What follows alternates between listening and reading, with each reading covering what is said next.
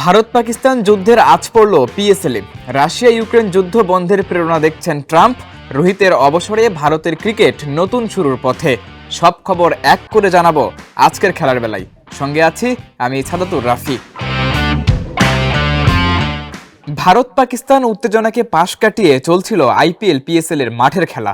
তবে এবার পিএসএলে লাগলো সেই যুদ্ধের আঁচ। ম্যাচের মাত্র কয়েক ঘন্টা আগে রাওয়ালপিন্ডি স্টেডিয়ামে ড্রোন হামলা হওয়ায় ম্যাচটি অন্যত্র সরিয়ে নিয়েছে Pakistan cricket board PCB. PSL এর দুই দল পেশোয়ার জালমি এবং করাচি কিংসের খেলা মাঠে করানোর কথা ছিল আজ। পেশোয়ারের হয়ে খেলছেন বাংলাদেশি পেসার নাহিদ রানা।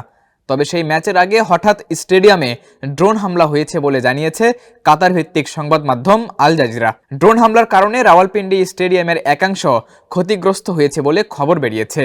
ফলে সেখানে আপাতত আর পিএসএল এর কোনো ম্যাচ হচ্ছে না। গুঞ্জন আছে পিএসএল এর বাকি সব ম্যাচ করাচি স্টেডিয়ামে হতে পারে।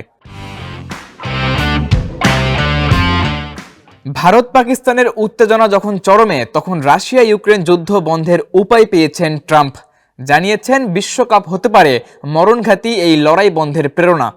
ফিফার নিষেধাজ্ঞা তুলতে যুদ্ধ বন্ধের কোনো বিকল্প নেই রাশিয়ার। বিস্তারিত থাকছে প্রতিবেদনে।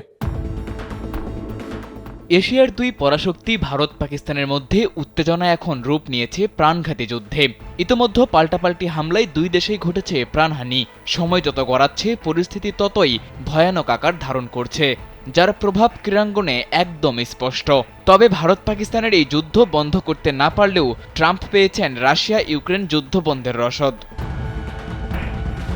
পরপর 2 বছর ফুটবলের বড় দুটি আসরের আয়োজক হচ্ছে মার্কিন যুক্তরাষ্ট্র। চলতি বছরের জুনে যুক্তরাষ্ট্রের মাঠে বসবে ক্লাব বিশ্বকাপের আসর, আর আগামী বছর আছে ফিফা বিশ্বকাপ। ক্লাব বিশ্বকাপে যুক্তরাষ্ট্র একক আয়োজক হলেও ফিফা বিশ্বকাপ আয়োজনে যুক্তরাষ্ট্রের সঙ্গী হিসেবে থাকছে কানাডা এবং মেক্সিকো।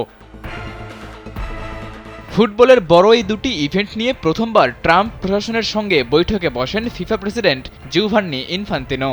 ফিফা প্রেসিডেন্টের সঙ্গে বৈঠকে ট্রাম্প বলেন তিনি জানতেন না নিষেধাজ্ঞায় থাকার কারণে রাশিয়া বিশ্বকাপে অংশ নিতে পারবে না। তবে তিনি ইঙ্গিত দেন ইউক্রেনের সঙ্গে চলমান যুদ্ধের অবসান হলে রাশিয়াকে পুনরায় বিশ্বকাপে অংশগ্রহণ প্রক্রিয়ায় যুক্ত করা হতে পারে।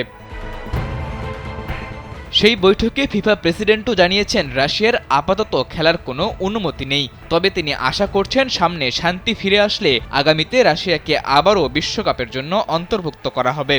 পাল্টা প্রতিক্রিয়ায় ট্রাম্প জানান এমন সিদ্ধান্ত রাশিয়ার যুদ্ধ বন্ধের প্রেরণা হতে পারে। প্রতি সপ্তাহে 5,000 মানুষ নিহত হচ্ছে, এটা বিশ্বাস করাই কঠিন। ইতোমধ্যে ফিফা বিশ্বকাপের দল সংখ্যা চূড়ান্ত হয়েছে। জানা গেছে সেই আসরে বিশ্বকাপে অংশ নিবে 48 দল। 3 স্বাগতিকের বাইরে আরও থাকবে 45টি দল। বাছাই পর্ব খেলেই যাদের নিশ্চিত করতে হবে জায়গা, সেই বাছাই পর্বের তালিকায় অবশ্য নেই রাশিয়ার নাম। 2022 সালের পর থেকেই রাশিয়া অংশ নেয়নি ফিফার কোনো অফিসিয়াল ম্যাচে। সাদাতুর রাফি, কালবেলা।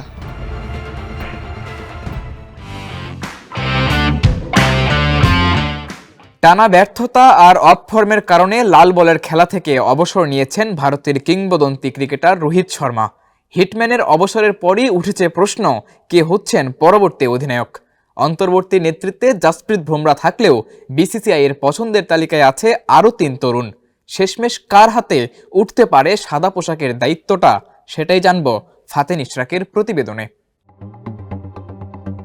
একসময় যে খেলোয়াড় টেস্টে নিজের জায়গায় পাকাপোক্ত করতে পারেননি, তিনি শেষ দিকে হয়ে উঠেছিলেন দলের অন্যতম নির্ভরযোগ্য ব্যাটার। কিন্তু সময়ের চাপে, ফর্মের তাপে ও নেতৃত্বের বোঝায় অবশেষে বিদায়ের ঘোষণা দিলেন তিনি। ক্রিকেটের হিটম্যান খ্যাত রোহিত শর্মা গেল বছরেই ভারতকে দীর্ঘ সময় পর টি-20 বিশ্বকাপ জিতিয়ে আন্তর্জাতিক এই সংক্ষিপ্ত ফরম্যাটটিকে বিদায় বলেছিলেন। গত মার্চে আইসিসি চ্যাম্পিয়ন্স ট্রফি জয়ের পর ওয়ানডেকেও তিনি বিদায় বলবেন বলে গুঞ্জন উঠেছিল। তবে আরেকটি 50 ওভারের বিশ্বকাপে খেলার আশা রয়েছে তার। এরই মাঝে আচমকা ইনস্টাগ্রামে এক স্টোরির মাধ্যমে টেস্ট ক্রিকেট থেকে অবসরের ঘোষণা দিয়েছেন ভারতীয় এই অধিনায়ক। আর এর মধ্য দিয়েই ঘটল ভারতের টেস্ট ক্রিকেটের অধ্যায়ে এক যুগের অবসান। রোহিতের বিদায়ের পেছনের কারণটা অবশ্য স্পষ্ট। টানা বাজে ফর্ম, অধিনায়ক হিসেবে হতাশাজনক ফলাফল এবং নির্বাচকদের অনাস্থা, সব মিলে ঘূর্ণাবর্তে পড়েছিলেন তিনি। শেষ 6টি টেস্টের মধ্যে ভারতের হার 5টিতে, যার নেতৃত্বে ছিলেন রোহিত শর্মা। অস্ট্রেলিয়ায় ব্যর্থতার চূড়ান্তে নিজেই নিজেকে বাদ দেন সিডনি টেস্ট থেকে। আর এই ব্যর্থতার জেরেই নির্বাচক কমিটি সিদ্ধান্ত নেয় ইংল্যান্ড সফরে রোহিতকে আর টেস্ট অধিনায়ক হিসেবে রাখছে না। যদিও দলে ব্যাটসম্যান হিসেবে থাকতে পারতেন তিনি, তবে রোহিত নিজে আগ্রহ দেখালেও নতুন চক্রের শুরু চায় নির্বাচকরা। আর তাই এবার লাল বলের ফরম্যাটকে বিদায় জানালেন 67 টেস্টে 12 সেঞ্চুরি আর 18 ফিফটিতে 4301 রান করা এই হিটম্যান।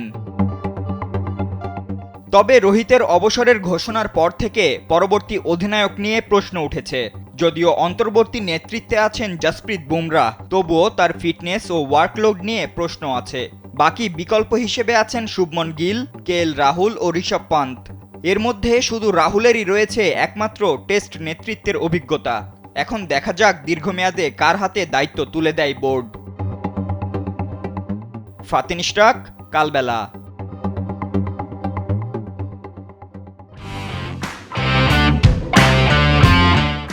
ঘরোয়া ক্রিকেট লিগ মাঠে দর্শক টানতে না পারলেও ইউনিভার্সিটি ক্রিকেট টুর্নামেন্ট ঠিকই জমজমাট। ইউলেফ ফেয়ার প্লে কাপের 15তম আসরের ফাইনাল ঘিরে উৎসবে রূপ নেয় ইউনিভার্সিটি অব লিবারেল আর্টস বাংলাদেশের ক্যাম্পাস। ঘরের মাঠের আসরের শিরোপাও নিজেদের দখলে রেখেছে তারা। বিস্তারিত সাজ্জাদ খানের ম্যাচ রিপোর্টে।